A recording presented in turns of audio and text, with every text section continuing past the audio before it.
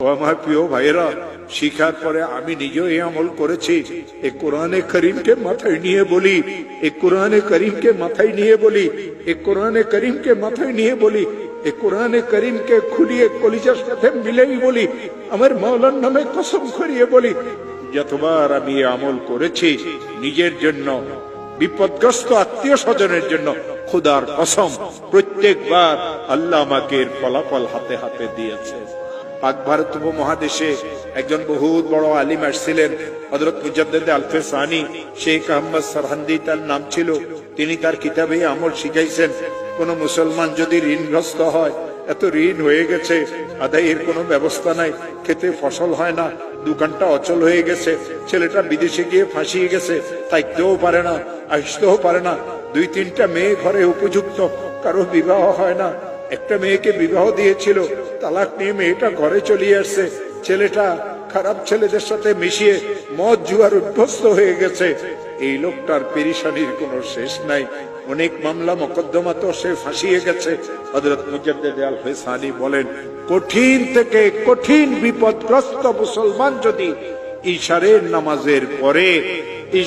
নামাজের পরে তাসবিহ হাতে নিয়ে যেই দরুদ শরীফ পড়তে জানে, 100 বার দরুদ শরীফ পড়বে। আল্লাহুম্মা সাল্লি আলা সাইয়্যিদিনা মুহাম্মদ, আল্লাহুম্মা সাল্লি আলা সাইয়্যিদিনা মুহাম্মদ, আল্লাহুম্মা সাল্লি আলা সাইয়্যিদিনা মুহাম্মদ। আর 499 বার পড়বে লা হাওলা ওয়ালা কুওয়াতা ইল্লা বিল্লাহ।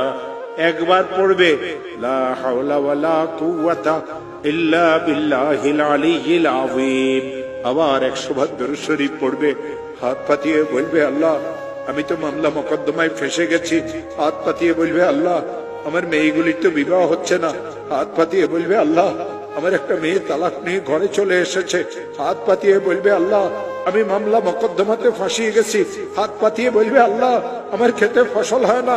হাত পাতিয়ে বলবে, আল্লাহ আমার ব্যবসাটা অচল হয়ে গেছে। হাত পাতিয়ে বলবে, আল্লাহ আমি সন্ত্রাসীদের দ্বারা কবলিত। হাত পাতিয়ে বলবে, আল্লাহ আমার ছেলেটা তো বিদেশে গিয়ে ফাঁসিয়ে গেছে। হাত পাতিয়ে দিয়ে বলবে, আল্লাহ আমার আরেকটা ছেলে তো অনেক খারাপ হয়ে গেছে, আমাকে মারধর করতে চায়। মাওলা তুমি আমাকে বিপদ থেকে মুক্ত করে দাও। আমার হাতে কোরআন আছে।